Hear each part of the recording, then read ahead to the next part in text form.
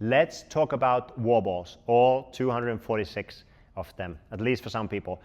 First thing, make sure you choose a good ball. You don't want to have that old ball that spins funny and weird things fly out of it. Take a round ball that spins just normal and no sand is going to fly on your face halfway through the workout. Very important.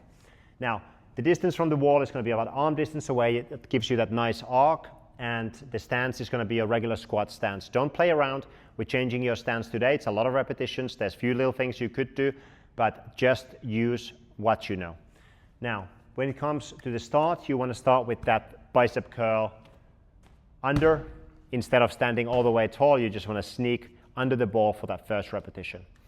You want to keep your hands underneath the ball, not on the side. So hands under the ball versus hands on the side of the ball. Okay, that's going to be much more efficient both for the throwing and for catching. When you throw the ball, make sure you get it over the target, so over that line for the rep to count. And then what are you going to do when the ball is in the air? Well, you have a few options. You can just keep the arms up, just keep the arms up like this. Okay, or you can do this kind of butterfly where you flush the arms a little bit more each time. Okay, both are very valid. Choose the one that feels better for you. You can also change to the flushing a little bit later on if you have to, if your arms are starting to feel too heavy. Personally, I prefer this one. Now, with the catch, you don't need to catch all the way tall and then ride the ball down. You can start to squat as the ball comes down and catch it halfway, and you get into a good rhythm. If you do this, you want to make sure you practice enough in the warm-up so you avoid catching it too low, where you're bottoming out, losing back position and losing your rhythm. So catching too high or catching too low, you're going to lose your rhythm. You want to catch just in that Goldilocks zone, halfway through, and then you can ride the rep down. Breathing wise, you want to make sure that you are breathing, first thing. Second thing, you want to make sure the breathing feels natural to you. For me, what feels good with wall balls is when I'm throwing the ball, there's no pressure on my body. I can inhale freely.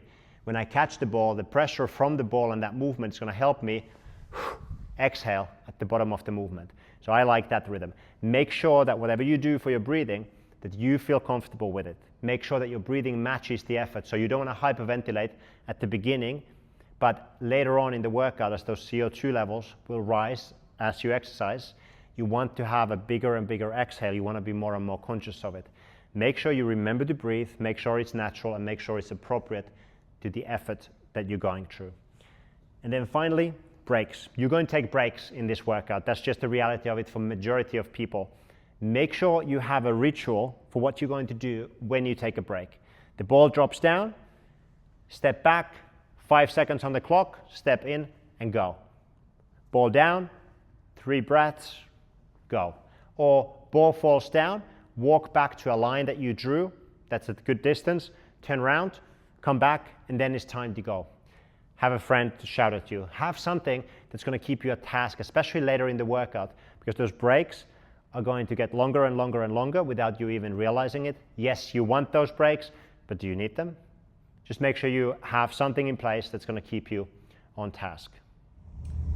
The box jump over. Good. The key thing that we want to talk about here is obviously 2-foot takeoff.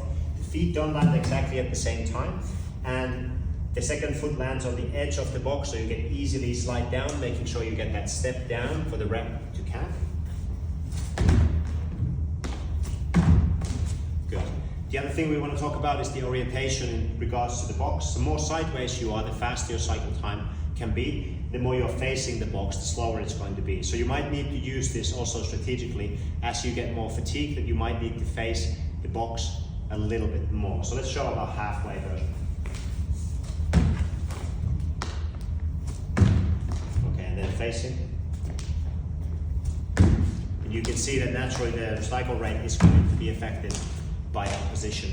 Now, as you are jumping onto the box, if you have tight front of the hip, sometimes you can get a little bit stuck onto the box as you are stepping down.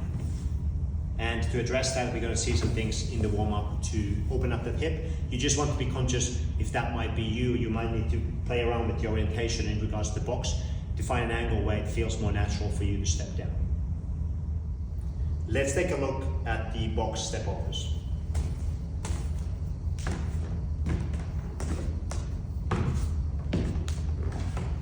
Okay, so the first thing you want to think about, how will I hold the ball? If you hold it on the shoulder, the risk is that you're going to lose your balance or lose the ball. So you need to make sure that you're going to stay slightly leaning forward. The upside here is that you can see where you're stepping. This arm is free, but this shoulder is going to fatigue just a little bit. If you're going to do that bear hug kind of hold, the challenge is that you might be compressing your diaphragm. It's going to affect your breathing. And if you're grabbing the ball too high, then it's going to slide off your hands, especially if the ball is going to be sweaty, which it will be at that point in the workout. So you need to make sure you use some kind of a finger lock that feels good to you, and you want to make sure that your hands are underneath the ball so the ball is resting on the hands and you don't need to compress it too hard against your body. You also need to make sure that the ball is not too high on the chest, because that's going to fatigue your shoulders. Now let's look at the step over portion. We want to make sure that that second leg just taps on the floor. Go ahead. Instead of resting on, just step and go back up. We're also stepping right from behind. So front leg goes up, we step behind, across, and the same thing here. Okay? Now, when you're doing that step over, if you have tight front of the hip, you oftentimes can get stuck on the box, and that means you might need to adjust your orientation a little bit. Have to be conscious of it, and most importantly, you need to make sure that you address that in the warm-up so your hips are nice and open, nice and loose before you start doing this, so you don't get stuck on the box or lose your balance.